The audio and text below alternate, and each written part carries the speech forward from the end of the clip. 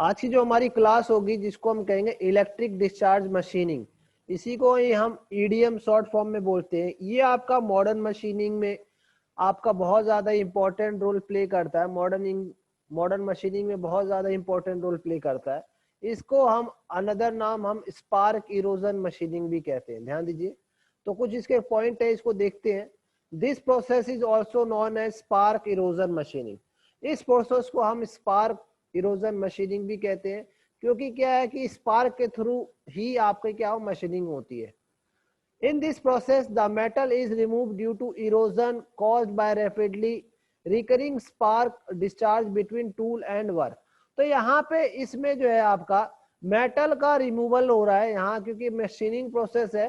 आपको स्पार्क के through tool और वर्क पीस के बीच में एक स्पार्क डेवलप करते हैं, और उसके बीच में विदाउट कॉन्टैक्ट, टूल और वर्क पीस के बीच में विदाउट एनी कॉन्टैक्ट, टूल और वर्क पीस के बिना विदाउट एनी कॉन्टैक्ट, उसके बीच में एक डाइलेक्ट्रिक फ्लो, एक फ्लूइड का इस्तेमाल करके फिर हम उसके बीच में आप एक स्पार्क जनरेट करते हैं। स्पार्क देने के बाद क्या होता है, वो आयनाइज्ड हो जाता है मेटल। इस वजह से आपके क्या होता है, वहां पे मशीनिंग स्टार्ट हो जाती है। तो कहाँ पहले इस कॉन्सेप्ट को अपनाया गया, इसको हम देखें तो the concept of electric discharge machining was always developed in USSR in 1943। तो ये आपका यूएसएसआर रसिया का है जहां पे, तो यहाँ पे जो है इसको जो है 1943 में जो है इसको डेवलप किया गया था। Then onwards research and development है brought this process to its present level. उसके बाद जैसे जैसे रिसर्च डेवलपमेंट बढ़ती गई, अब आज के डेट में जो है ये बहुत ज्यादा ये मॉडर्न मशीनिंग में बहुत मास प्रोडक्शन में बहुत ज्यादा इसका इस्तेमाल किया जाता है। A dielectric fluid is also used in this process। तो इस प्रोसेस में एक डाइलेक्ट्रिक फ्लूइड, यानी आप लोग इसको अनदर नेम इलेक्ट्रोलाइट के नाम से ही लोग बोल देते हैं, तो इसका इस्तेमाल किया जाता है। The main M of this process is controlled removal of material from the workpiece. तो इसका मेन उद्देश्य यही है कि जो भी आपने मटेरियल को अपने कंट्रोलिंग में, आप मटेरियल को कंट्रोल करके, मतलब कितना आपको 20 माइक्रोन आपको रिमूव करना है, 10 माइक्रोन, 500 माइक्रोन, कितना आपको मटेरियल रिमूव करना है, उसके अकॉर्डिंग जो है आप इसको मशीनिंग कर सकते हैं। लाइक इलेक्ट्रोकेमिकल अल्ट्रासोनिक मशीन, उसी तरह से जैसे कि इलेक्ट्रोकेमिकल मशीनिंग पहले पढ़ा था, और ultrasonic machine. This is also a copying process where the shape of workpiece produce in a mirror image of the tool. तो जैसा आपका टूल होगा वैसे ही आपका मशीनिंग होगा वर्कपीस के ऊपर। तो एक देखा जाए एक रिप्लिका हो जाएगा, मिरर इमेज हो जाएगी। जैसे टूल का शेप है वही शेप आपके क्या वर्कपीस के ऊपर आ जाएगा after machining. Over the last few years this process has gain wide popularity as a production process. तो कुछ सालों में देखे ये प्रोसेस जो है ईडीएम बहुत ही ज्यादा आपके मशीनिंग प्रोसेस में आ गई है। बहुत ज्यादा आपकी मशीनिंग हो जाए, आईएमटी, गुड़गांव, मानेसर, जितनी भी ऑटोमोबाइल फैक्ट्रीज है वहां पे जो है ईडीएम का बहुत ज्यादा इस्तेमाल होता है। The rate of metal removal and the surface finishing can be controlled by proper vibration in energy and the duration of spark discharge. तो इसमें कितना मटेरियल को रिमूव करना है, क्या करना है, सरफेस फिनिशिंग बहुत ही ज्यादा अच्छी आती है, और उसको स्पार्क को कितना एडजस्ट करना हो, सारा कुछ इसमें हम देखेंगे। तो पहले हम इसके पार्ट्स के बारे में देखते हैं। तो इसके पार्ट्स मेनली देखे जाए तो आपके 7 पार्ट्स हैं, 7 पार्ट्स। तो यहाँ देख रहे हैं, तो फर्स्ट है डाइलेक्ट्रिक फ्लूइड या सर्कुलेटर सिस्टम। तो इसमें डाइलेक्ट्रिक फ्लूइड का इस्तेमाल करते हैं। डाइलेक्ट्रिक फ्लूइड में आपके जो है कई प्रकार के, जैसे इसको इलेक्ट्रोलाइट भी कई लोग उसको बोल देते हैं। ये डाइलेक्ट्रिक फ्लूइड जो है आपके नॉर्मली जो है डाइलेक्ट्रिक फ्लूइड आपके जो है अलग अलग जो है आपके डाइलेक्ट्रिक फ्लूइड का इस्तेमाल करते हैं। इसमें जो है आप कई लोग इसमें डाइलेक्ट्रिक फ्लूइड के तौर पे जो है ये, इसमें जो है आपके अलग अलग एक सोल्यूशन बना के केरोसिन को यूज करता है। कोई आपके अलग अलग कंपोनेंट के लिए कुछ अलग अलग, जैसे अब कोई केरोसिन यूज कर रहा है, तो कोई क्या कहते हैं इसमें सिलिकॉन ऑयल यूज कर रहा है, कोई ट्रांसफार्मर ऑयल यूज करता है। तो अकॉर्डिंग टू जॉब कोई मिनरल ऑयल यूज करेगा, व्हाइट स्पिरिट यूज करेगा। तो अकॉर्डिंग टू जॉब ये आपकी डाइलेक्ट्रिक फ्लूइड वेरी करती रहती है। साथ में आपको डीसी पावर सप्लाई चाहिए जिसको आपको ये ऑपरेशन करना है। रिडक्शन ऑफ गियर बॉक्स, तो गियर बॉक्स चाहिए जो क्या होता है आपका रैक एंड पिनियन, सारा जो है रैक एंड पिनियन भी चाहिए। साथ में बेस चाहिए, कैपेसिटर चाहिए और परमानेंट मैग्नेट सर्वो मोटर चाहिए। तो इसके थ्रू जो है आप जो है इसमें आप यूज करेंगे।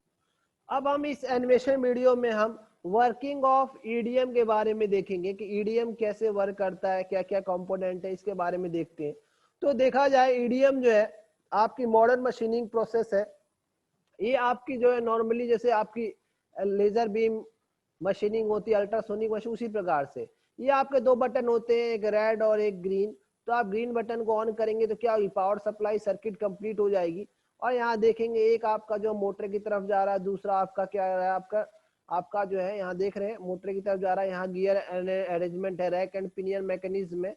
इसके थ्रू जो है टूल की मूवमेंट ऊपर नीचे दे रहे हैं, यहाँ पर सर्वो मोटर है ऊपर। तो साथ में ये टूल है आपका कोनिकल शेप में, जैसी टूल की शेप है वही शेप आपकी वर्कपीस पे आ जाएगी। नीचे आपकी वर्कपीस है, बीच में दोनों के बीच में क्या है आपकी डाइलेक्ट्रिक फ्लूइड है, मे भी उसका केरोसिन कुछ भी हो सकता है। तो ईडीएम आपका क्या है, in EDM workpiece and tool are submerge in a dielectric fluid. तो इस ईडीएम में आपका क्या है, वर्कपीस और आपका जो है टूल के बीच में क्या है डाइलेक्ट्रिक फ्लूइड आता है। And a spark gap of 0.25 to 0.75 mm is maintained between tool and workpiece. तो यहाँ देख रहे हैं 1 mm से भी कम गैप इसको हम मेंटेन करते हैं और उसके बीच में हमें स्पार्क देना होता है। तो ये देख रहे हैं आपका टूल है और नीचे वर्कपीस है, बीच में आपकी डाइलेक्ट्रिक है और इसके बीच में आपका सर्किट जैसे ऑन करेंगे क्या होगा, आपका वर्कपीस और टूल के बीच में कोई फिजिकल कांटेक्ट नहीं हो रहा है, लेकिन बीच में सेपरेट करने के लिए क्या है डाइलेक्ट्रिक फ्लूइड है और इसके थ्रू जो है आपका रिएक्ट करता है और आपके उसके एटम आयोनाइज्ड हो जाते हैं और उसके अंदर आपके क्या होते हैं पावर सप्लाई जैसे ही ऑन किया by the power supply voltage across the spark gap becomes sufficiently large and cause the dielectric fluid to ionize and break down to produce electric spark between tool and workpiece। तो जैसे ही हमने power supply on किया, इन दोनों के बीच में क्या है gap बहुत ही माइनर रहता है, 1 mm से भी कम गैप रहता है। तो उसके डाइलेक्ट्रिक के फ्लूइड जो है इसके कारण वो आयनाइज हो जाते हैं और जो है उसके बीच में स्पार्क क्रिएट हो जाता है। स्पार्क जैसे क्रिएट होता है धीरे धीरे क्या मटेरियल का रिडक्शन स्टार्ट हो जाता है। तो ओवरऑल इस तरह से देख रहे हैं आपके जैसे ही आपके आयनाइज हो रहे हैं, ये ऑयल देख रहे हैं, this spark melt the work surface and vaporise the material. तो इस तरह से जो है आपके धीरे धीरे जो है जैसे बीच में ये आपका मेटल है, ये आपका टूल है, इन दोनों के बीच में फिल्म है, कौन सी डाइलेक्ट्रिक फ्लूइड या डाइलेक्ट्रिक फिल्म या कई लोग इलेक्ट्रोलाइट बोलते हैं। तो जैसे जैसे इसके स्पार्क जनरेट होगा इसके मेटल जो है धीरे धीरे क्या हो जाएंगे आयनाइज्ड हो जाएंगे। This process repeated till the required shape is obtained. तब तक हम इस प्रोसेस को ऑब्टेन करेंगे जब तक आप जो है इसके बीच में जितनी गहराई में आपको नहीं जाना है तब तक आपके इसको प्रोसेस को करना है। अब इसके हम कुछ टर्मिनोलॉजी इसके अंदर आते हैं, कुछ एलिमेंट आते हैं, इसके क्या क्या फंक्शन होते हैं इसके बारे में हम देखते हैं। तो फर्स्ट हम देखें एनोड। तो एनोड होता क्या है, in EDM the workpiece is made anode. तो वर्क ईडीएम जो वर्कपीस एनोड की तरह बिहेव करता है। The anode is connected to the positive terminal. Anode को हम पॉजिटिव टर्मिनल से कनेक्ट करते हैं और इलेक्ट्रो आपका जो है इस तरह से आपका क्या होता है इरोड जल्दी फास्ट हो जाता है, मतलब बहुत जल्दी क्या होता है इरोजन उसका होने लगता है। कैथोड जो है आपका क्या है, आपका टूल की तरह ये बना होता है जो आप टूल की तरह बिहेव करेगा, जिसे कैथोड को हम यहाँ पे टूल ले रहे हैं। This connected to the negative terminal. तो ये अपोजिट आपके कनेक्ट किए जाते हैं जिससे क्या होता है ये इरोड जो है कम होता है एनोड के कंपेरिजन। दूसरा आप थर्ड एलिमेंट हम देखें डाइलेक्ट्रिक फ्लूइड। डाइलेक्ट्रिक फ्लूइड को कई लोग आप इलेक्ट्रोलाइट बोलते हैं। तो कौन कौन से आप डाइलेक्ट्रिक फ्लूइड अपनाते हैं देखेंगे। For improving the effectiveness, the workpiece and the tool are submerged in a dielectric fluid। तो इसके बीच में क्या है, हमें इफेक्टिवनेस को बनाना है, बढ़ाने रखने के लिए वर्कपीस और फ्लूइड के बीच में क्या करेंगे, एक हम ईडीएम डाइलेक्ट्रिक फ्लूइड का इस्तेमाल करेंगे जो उसको क्या करेगा, जो गैप जो होता है उसको मेंटेन करता है और उसी गैप में ही क्या होता है आपका, जब हम जैसे हम पावर वोल्टेज अप्लाई करेंगे उसी के बीच में क्या होगा स्पार्क क्रिएट होगा। और दूसरा बात करें स्पार्क गैप, तो स्पार्क गैप कितना होता है, तो मैंने बताया स्पार्क गैप जो है आप करीब जो है स्पार्क गैप जो है इसके बीच में आप जो है mm से भी 1 mm से भी कम गैप रखते हैं, इसके अंदर बहुत ही कम माइनर गैप रखते हैं जिसके बीच में आपको ऑपरेशन करना होता है। उसी प्रकार से gap voltage, wear ratio, servo feed, आपको फीड रेट कैसे देनी है, मतलब कितनी डायरेक्ट, कितना आपको रिवॉल्व करना है, कितना आपको मूव करना है टूल को, वो सारा चीज इसमें मेंटेन करना होता है। तो यहाँ इस डायग्राम में आप देख रहे हैं ये आपका क्या होगा, आप देख रहे हैं यहाँ पर ये आपका पिनियन है, साथ में गियर रिडक्शन गियर बॉक्स है। ये रैक एंड पिनियन की तरह, रैक एंड पिनियन का प्रिंसिपल क्या होता है, रोटरी मोशन को क्या करता है, लीनियर मोशन में कन्वर्ट करता है। यहाँ पे सर्वर मोटर लगा होता है, यहाँ भी रहता है कि यहाँ भी जो आपको उसकी मूवमेंट को अप एंड डाउन करने के लिए कितना गहरा ले जाना उसको रहता है। ये टूल है, टूल की शेप एंड साइज आपकी वेरी कर सकती है अकॉर्डिंग टू जॉब, जैसी आपकी रिक्वायरमेंट है उसके अकॉर्डिंग।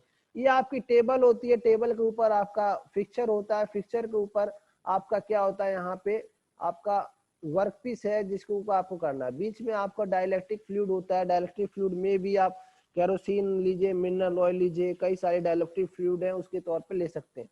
फिर हमने क्या किया, आपने देख रहे हैं यहाँ पे ये कैथोड को नेगेटिव से एनोड को पॉजिटिव से कनेक्ट किया।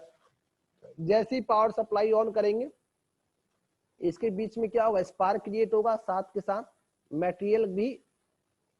मटेरियल भी आपका रिमूव होगा। कैसे होता है उसको हम एक बार देखते हैं एनिमेशन वीडियो से, ओवरऑल दोबारा से हम एक बार रिवाइज भी करा देंगे उसमें। तो इलेक्ट्रिक डिस्चार्ज मशीनिंग के बारे में फिर से एक बार पूरा एक्सप्लेन करते हैं प्रॉपर एक सही तरीके से। तो यहाँ देख रहे हैं इसमें क्या है, आपका मेनली आपका स्पार्क क्रिएट किया है, तो कैसे, ये आपका नॉन कन्वेंशनल मशीनिंग प्रोसेस है या आपको मॉडर्न मशीनिंग प्रोसेस है। ये काम क्या करता है, use for machining very hard material, जैसे कार्बाइड हो गया, HSS, कई सारे आपके बहुत सारे हार्ड मटेरियल होते हैं, उसको मशीनिंग करने के लिए इसका इस्तेमाल किया जाता है। साथ के साथ इसकी जो है, बोलूं, हेलो, हाँ जी, कहते हैं इसको ईडीएम मशीनिंग को जो है कई नाम से जानते हैं, जैसे इसको स्पार्क इरोडिंग बोल दीजिए, स्पार्क मशीनिंग बोल दीजिए, या फिर वायर इरोजन बोल दीजिए। कई तीनों प्रोसेस के नाम है, इसके 3 नाम है इसके। साथ में वायर बर्निंग भी इसको बोलते हैं, क्योंकि क्या है कि स्पार्क क्रिएट करते हैं उसके अंदर, तो इरोडिंग होता है, मतलब इरोड मतलब धीरे धीरे उसमें मटेरियल की मशीनिंग हो रही है, तो इरोडिंग उसको बोलते हैं। इसी को सिंपल लैंग्वेज में स्पार्क मशीनिंग कहते हैं। और कई बार आप वायर के थ्रू करते हैं तो वायर इरोडिंग होती है, उसी प्रकार से वायर बर्निंग होती है। तो कई सारे नाम है ईडीएम के, लेकिन नॉर्मली इंडस्ट्री में ईडीएम ही लोग बोलते हैं, लेकिन कई जगह स्पार्क मशीनिंग बोल देते हैं, कई लोग स्पार्क इरोडिंग बोलते हैं। तो अलग अलग मटेरियल की आपकी अलग अलग, आपके हर जगह अपनी अलग अलग नाम है यहाँ पर।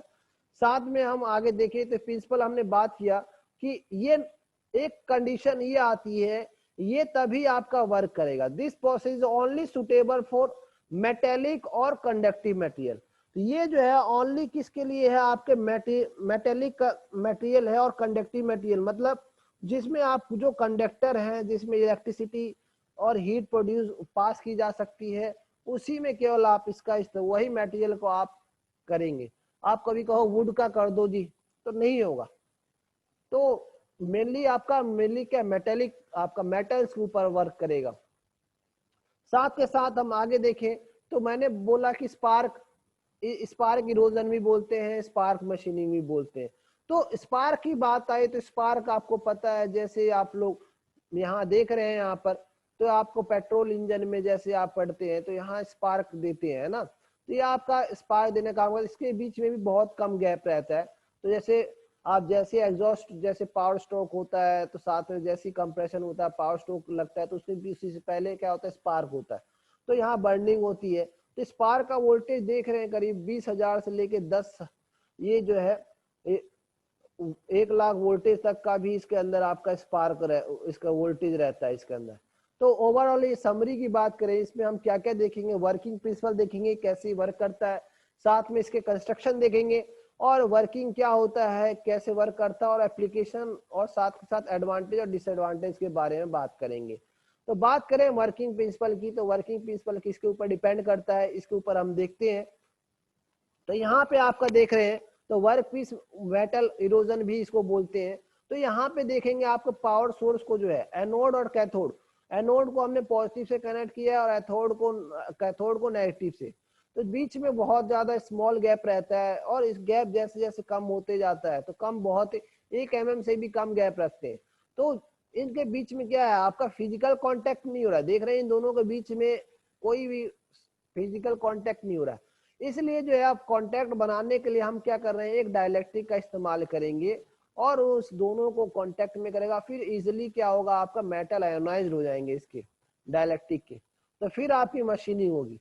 तो यहाँ देख रहे हैं तो गैप अभी जो है बहुत ज्यादा है तो इसमें नहीं हो पाएगा, तो इसलिए जो है आपको उसके अंदर नॉर्मल आप गैप जो है इसमें 0.05 मतलब 5 माइक्रोन से लेके 50 माइक्रोन तक का गैप रखते हैं ईडीएम में वर्कपीस और टूल के बीच में।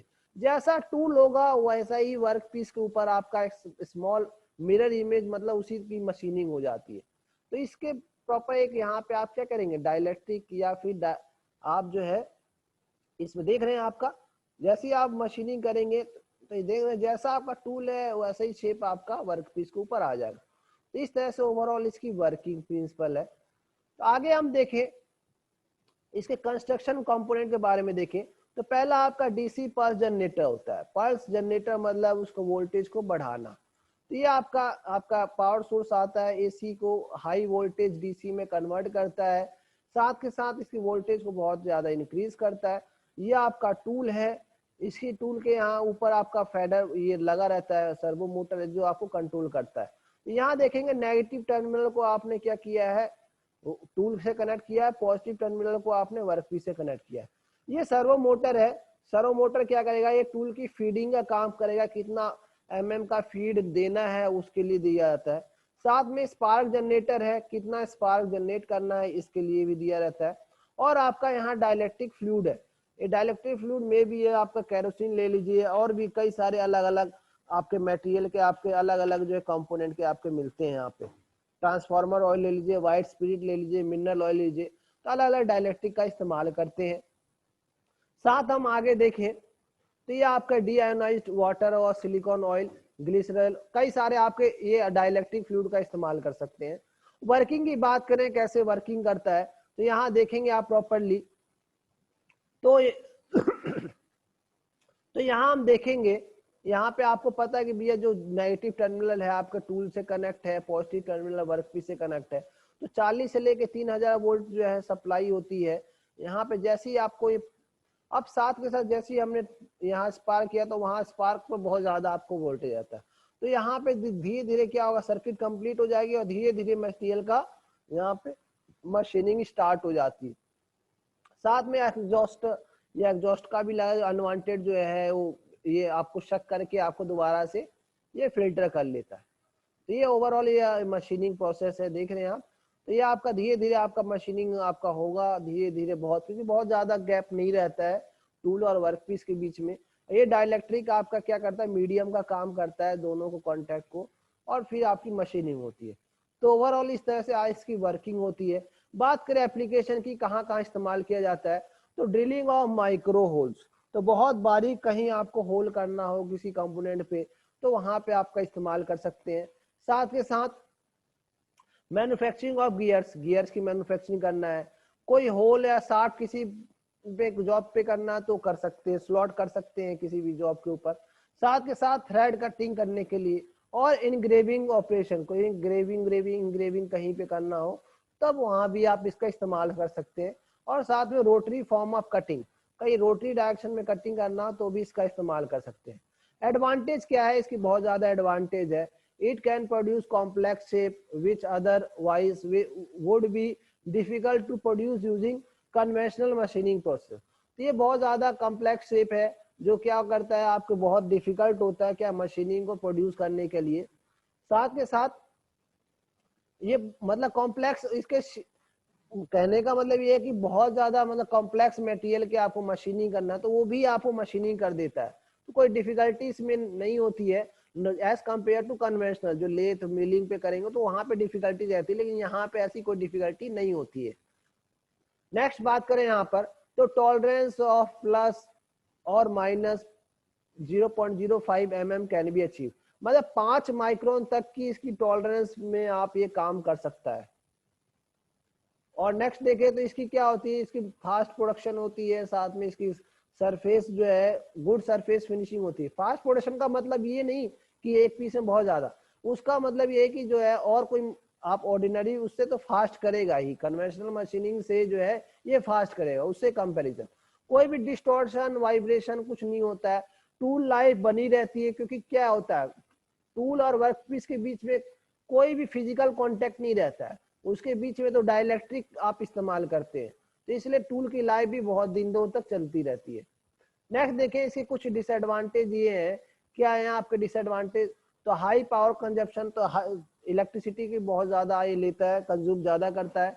नेक्स्ट देखें तो यहाँ देख रहे हैं हम नेक्स्ट, तो axis tool wear during machining, तो अब मशीनिंग में टूल थोड़ा बहुत वियर होता है, ठीक है, लेकिन क्या होता है अगर ज्यादा एक्सिस में करोगे तो दिक्कत आती है, वरना नॉर्मल टूल लाइफ बनी रहती है। This process is only applicable for metallic और कंडक्टिव मटेरियल। तो मैंने फिर दोबारा से बताऊं, ये केवल इलेक्ट्रिसिटी किस में पास करेगी, मेटेलिक कंपोनेंट पे ऊपर, कंडक्टिव मेटल जो कॉपर हो गया, आपका माइल्ड स्टील हो गया, फेरस अलॉय जो हो गए, उनपे आपको काम करता है। और इसकी एक डिसएडवांटेज क्या होता है कि इसमें जो है आपका जो थोड़ा सेमी स्किल्ड ऑपरेटर चाहिए, और इसकी कैपिटल कॉस्ट ज्यादा होती है, इन्वेस्टमेंट ज्यादा होती है, तो ये कुछ इसकी डिसएडवांटेज है। और मटेरियल रिमूवल रेट MRR मतलब material removal rate is very slow, तो इसकी मटेरियल रिमूवल रेट भी बहुत ज्यादा स्लो होती है। तो ओवरऑल इस तरह से इसकी कुछ डिसएडवांटेज थे। तो यहाँ तक